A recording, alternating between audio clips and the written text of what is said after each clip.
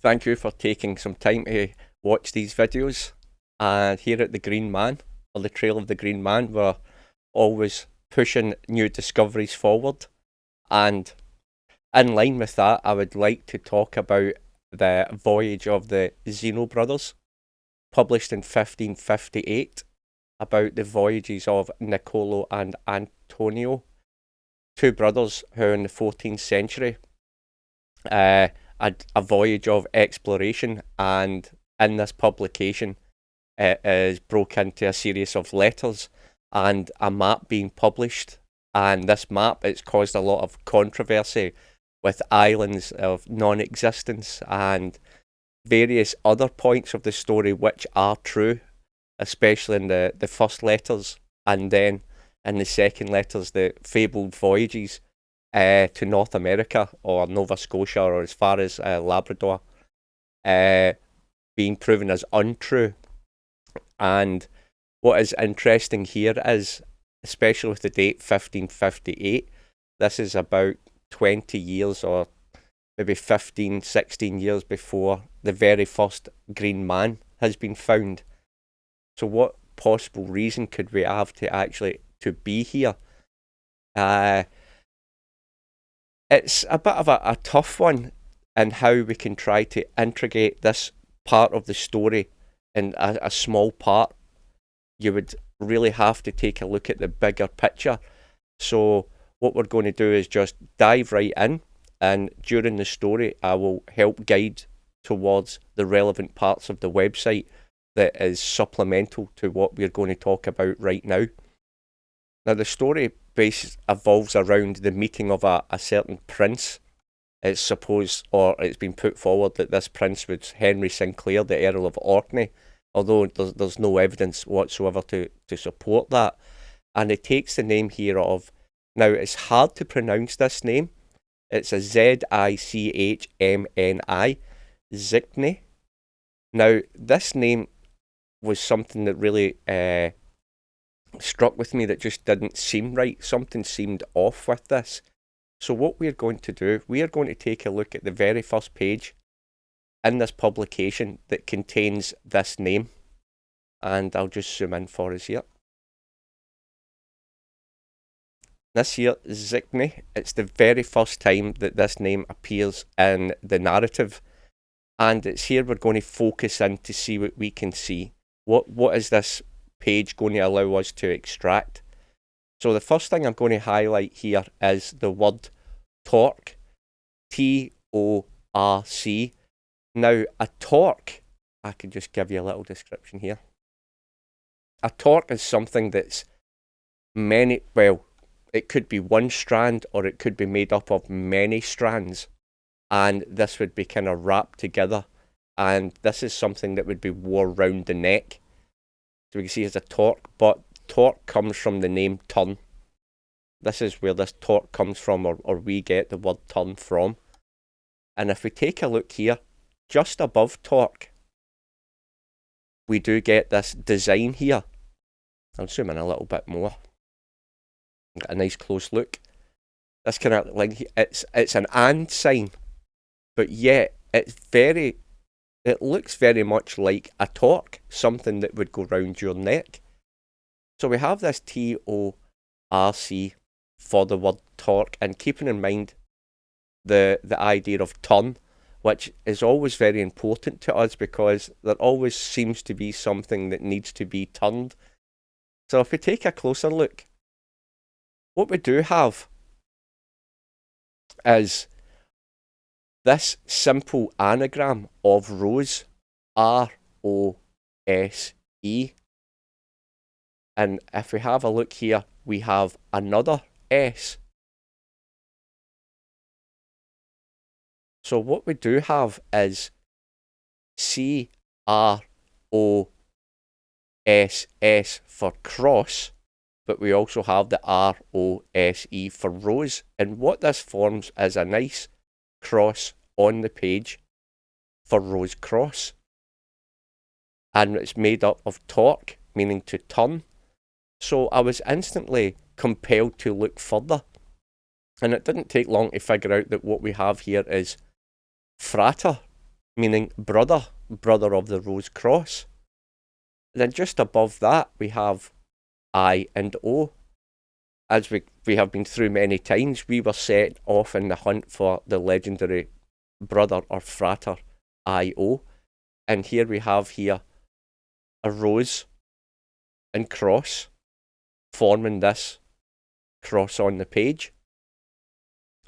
And we also have the word band here, which is obviously something that would be round and circular, just like the torque.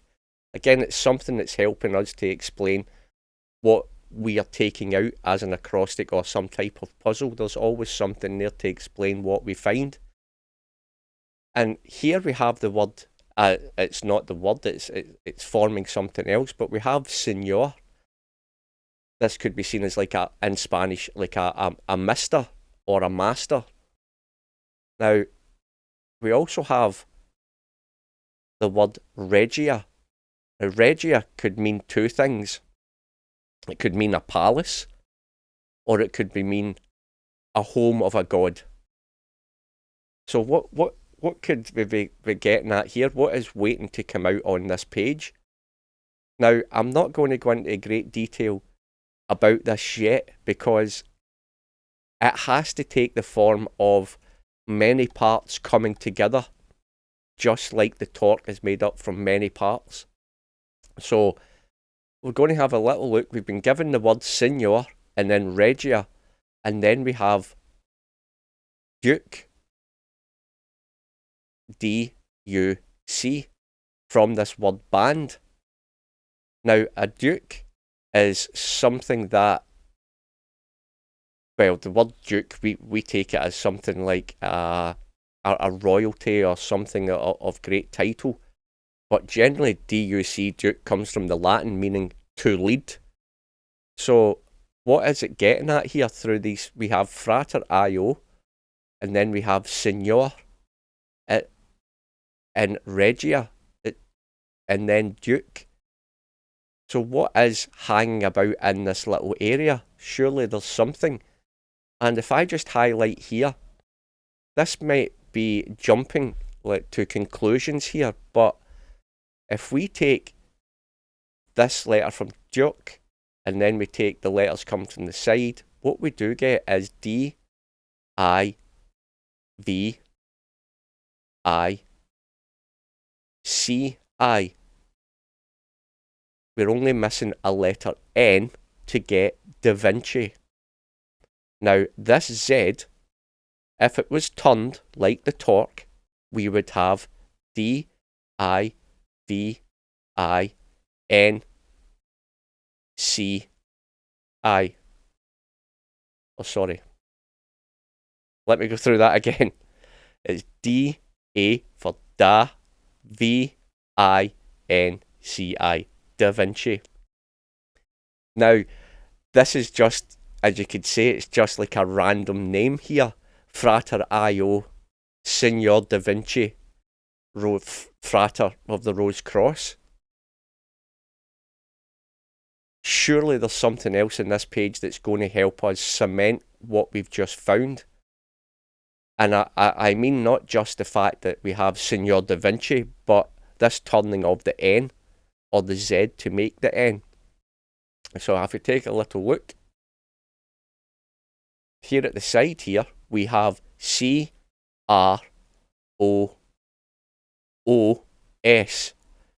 But if we look, we have ZO. Now, if we take that Z was just turned to make an N, now mezzo, da mezzo, meaning the middle, Frislanda, the middle. I don't really want to discuss the map just yet, and it's Frislanda da mezzo. No, and then there's no Frisland in the middle. We will get to the map at a later point, but if we take this as a simple no, because we've turned the N here, we would have C, R, O, S. Also, we would have R, O, S, I, E for Rosy Cross.